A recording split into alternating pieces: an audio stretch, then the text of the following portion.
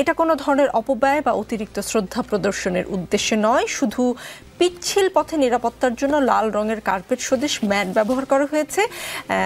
City corporation বলছে যে যেহেতু ভাসমান এক্সাভেটরে ওঠানামার ক্ষেত্রে নিরাপত্তা গুরুত্বপূর্ণ, তাই ডিএনসিসি প্রয়োজনীয় ব্যবস্থা নিয়েছে। আজ সকালে খাল সংস্কার, দর্শকদের উদ্দেশ্যে বলছি, খাল সংস্কার কার্যক্রম উদ্বোধন করেন অন্তর্বর্তী সরকারের 3 উপদেষ্টা সৈয়দা রিজওয়ানা হাসান, আসিফ মাহমুদ, সজীব ভুঁইয়া এবং আদিলুর রহমান খান। গোলাম মাওলা রনি, আচ্ছা, নিরাপত্তার স্বার্থে ম্যাট না হয় বিছানোই হলো, সেটার রং লাল কেন? প্রথমত আমি ভিডিওটা দেখেছি, এটা খুবই আপত্তিকর এবং যারা কথা বলেছে তাদের জ্ঞান বুদ্ধি নিয়ে আমার কোনো কথা বলা রুচি নেই। তবে তারা সারা বাংলাদেশের মানুষ, তাদেরকে তারা বেকুব, অপদার্থ, নির্জীব এরকম মনে করেছে যে তাদের কথায় কোনো সমালোচনা কেউ করবে না এবং তারা যা বলবে সেটা বিশ্বাস করতে আমরা বাধ্য। প্রথমত যে খালে এটি স্থাপন করা হয়েছে এবং যেখানে লাল কার্পেটটা বিছানো হয়েছে, দেখলেই বুঝতে পারবেন এটা রুচির দুর্ভিক্ষের একেবারে নিম্নতম পর্যায়ে। আর সেফটি এবং সিকিউরিটির যে বিষয়টি, আমি যেটা দেখলাম যে ওটা কাঁপছিল, কাঁপার পর একজন উপদেষ্টা আরেকজন উপদেষ্টাকে ধরে নিজেকে সামাল দেওয়ার চেষ্টা করছিল এবং সেখানে একজন মহিলা উপদেষ্টাও ছিলেন, তিনিও কাঁপছিলেন বিকজ এটা খুব ভাইব্রেট হচ্ছিল। তো সেক্ষেত্রে তাদের কারো শরীরে কোনো লাইফ জ্যাকেট ছিল না, এটা খুব জরুরি দরকার ছিল লাইফ জ্যাকেটটা ছাড়া ওখানে যাওয়াটা কোনো অবস্থায় নিরাপদ ছিল না।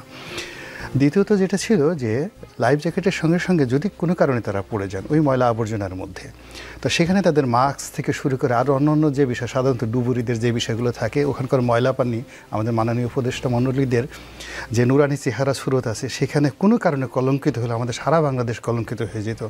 তা আল্লাহর রহমত মানে ওই উপদেষ্টাদের প্রতি এবং সিটি কর্পোরেশন ওই কর্মকর্তাদের প্রতি যে পুরো জাতিকে এরকম একটা অস্বস্তিকর অবস্থা থেকে ফিরিয়েছে।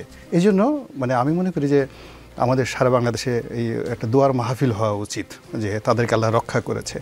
এভাবে যদি মোটামুটি সবাইকে নিয়ে লাল কার্পেটের, খালের মধ্যে নিয়ে লাল কার্পেটের ব্যবস্থা করে এবং এ জাতির উন্নয়ন এখন যে পর্যায়ে এসে ঠেকেছে, এই উন্নয়ন এই একেবারে আসমান থেকে, আরশে আজিম থেকে একেবারে হিমালয়ের অতলান্তে একটা মানে গিরিখাত আছে, ম্যানিয়ারা ট্রেন্স সবচেয়ে গভীরতম, ওই জায়গায় আমাদের উন্নয়ন চলে যেতে খুব বেশি সময় লাগবে না। তো এটুকুই আমার বক্তব্য তার ব্যাপারে। আর একটা যারা রাষ্ট্র পরিচালনার সঙ্গে মোরলেস, ওনার যেমন দীর্ঘদিনের অভিজ্ঞতা যে সচিব হিসেবে, একজন সংসদ সদস্য হিসেবে আমি যতটুকু আমার কাছ থেকে দেখেছি সরকারের অনেকগুলো থোক বরাদ্দ থাকে। এখন আমাদের প্রধানমন্ত্রীর একটা ত্রাণ ভাণ্ডার আছে এবং এই ত্রাণ ভাণ্ডারে অনেক টাকা, এবং সেখানে ডক্টর মোহাম্মদ ইউনূস বা যিনি থাকেন তিনি তার এই ত্রাণ ভাণ্ডার থেকে যে কোনো পরিমাণ অর্থ দেওয়ার ক্ষেত্রে যে স্বাধীনতা তিনি ভোগ করেন, তো সেখানে যে টাকাগুলো রয়েছে সেই টাকাগুলো দিয়ে এই শহীদদের সবার বাড়িতে একটা করে স্বর্ণ প্রাসাদ তৈরি করে দেওয়া সম্ভব। কেন সেই কাজগুলো ডক্টর মোহাম্মদ ইউনূস বা অন্য সবাই করছেন না, আমার এটা মাথায় আসছে না। দ্বিতীয়ত হলো কি, এখন এখানে দেখেন আমাদের গ্রামীণ ব্যাংকের সম্মানিত যিনি এখন আগের ওনার খুব ঘনিষ্ঠজন নূরজাহান বেগম, তাকে এনে স্বাস্থ্য মন্ত্রণালয়ে দেওয়া হয়েছে। ওনার বয়স হয়েছে, অভিজ্ঞতা একেবারে অপ্রতুল, তারপর এরকম পরিবেশ পরিস্থিতি তিনি কখনো পড়েন নাই। তো এই নিয়োগের বিরুদ্ধে প্রথম থেকেই আমাদের দেশের মানুষ যারা এক্সপার্ট, বিশেষ করে যারা ডাক্তার সম্প্রদায় আছেন, তারা সবাই বলছেন যে আসলে স্বাস্থ্য মন্ত্রণালয়ে এই নিয়োগটা ঠিকমতো হয়নি এবং উনি বিভিন্ন জায়গাতে গিয়ে যে বিব্রতকর পরিস্থিতিতে পড়েছেন, সে ডিজি হেলথের অফিসে গিয়ে পড়েছেন, পিজি হাসপাতালে গিয়ে পড়েছেন, যেখানে গেছেন সেখানে বিব্রতকর অবস্থার মধ্যে পড়েছেন। তো আমি মাননীয় প্রধান উপদেষ্টা যিনি রয়েছেন তার যদি ন্যূনতম বোধ থাকতো এবং সিভিল যে অ্যানার্কি যেটাকে বলা হয়, মানুষের যে রোষ এবং মানুষের যে খোশ, এই দুটো বিষয় যদি উনি একটা তুলনা করতে পারেন যে মানুষ রোষ হয় কেন আর খোশ হয় কেন, তাহলে তিনি তার যে প্রিয় যিনি রয়েছেন স্বাস্থ্য উপদেষ্টা তাকে আরেকটা মন্ত্রণালয় দিতে পারতেন। কিন্তু স্বাস্থ্য উপদেষ্টায় যে মন্ত্রণালয়টি সেটা তার জন্য অ্যাপ্রোপ্রিয়েট না।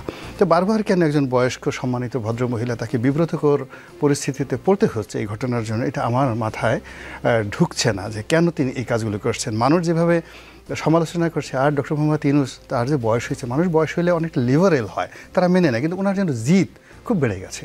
এই 86 বছর বয়সে একটা মানুষ এত জিদ। বিএনপির যারা লোকজন আছে তারা, তাদের শিল্পী আছে, কবি আছে, সাহিত্যিক আছে, রেশা সাহেবের ছিল, মুঘল সম্রাট আকবরের ছিল, শেখ হাসিনার ছিল, অর্থাৎ পাবলিকের মন তুষ্ট করার জন্য যা যা দরকার পলিটিশিয়ানরা সেটা করে, যেখানে যেটা দরকার। কিন্তু কি এ যা কিছু করতেছে সবই আমাদেরকে রাগিয়ে দেওয়ার জন্য, সে যা কিছু করতেছে আমাদেরকে বিক্ষুব্ধ করার জন্য। আমরা রাগে উন্মত্ত হয়ে তাকে নিয়ে সমালোচনা করবো এবং সে ওখানে বসে বসে সেই জিনিসটা শুনবেন বা দেখবেন।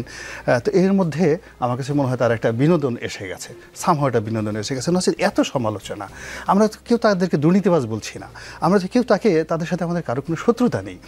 বরং ডক্টর মোহাম্মদ ইউনূস বাংলাদেশের রাজনীতিতে বঙ্গবন্ধুর 10ই জানুয়ারি ফেরাটা উনি দেখেছেন, বাট আমি দেখিনি। কিন্তু আমি শেখ হাসিনার বাংলাদেশের প্রত্যাবর্তনটা দেখেছি।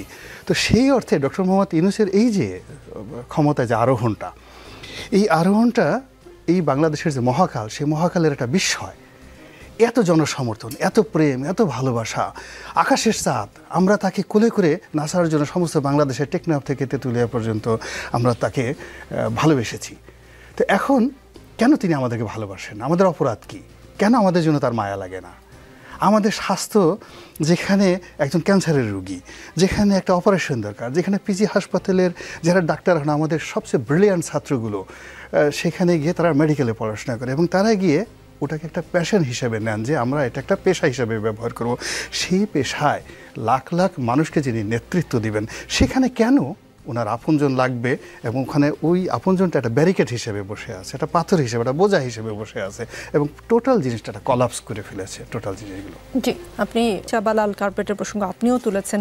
মানে হতে পারে না যে নিরাপত্তার জন্য লাল ম্যাট ব্যবহার করা হয়েছে, নাকি আপনি তো দীর্ঘদিন কাজ করেছেন, মানে এই আপনার ভেতরের খবর কিছুটা হলেও জানার কথা, আমলা হিসেবে সরকারের সাথে ছিলেন। উত্তর সিটি কর্পোরেশনের এই ব্যাখ্যাকে আপনি কিভাবে দেখছেন? সমালোচনা হওয়ার কারণে আমলারা মেধা খাটিয়ে জবাব দিলেন, নাকি আসলেই নিরাপত্তার জন্য ব্যবহার করা হয়েছে? না, এটা তো মেধা খাটিয়ে জবাব দেওয়ার মতো হয়নি। এটা একটা বোকামি হয়ে গেল যে আপনি একটা রেসপন্স করলেন বা রিয়াকশন দিলেন যেটা কারেক্ট না, মানে যেটাকে কেউ বিশ্বাস করবে না, লোকজন হাসাহাসি করবে। লাল কার্পেট সাথে সিকিউরিটির সম্পর্ক, এটা আমাকে বুঝতে খুব কষ্ট হবে, কারণ লাল কার্পেটের সাথে সিকিউরিটির কোনো সম্পর্ক নেই। বরঞ্চ কার্পেটের উপর দিয়ে হাঁটা, সেটা বরঞ্চ সিকিউরিটি হ্যাজার্ড হতে পারে কারো কারোর জন্য, সবার জন্য না।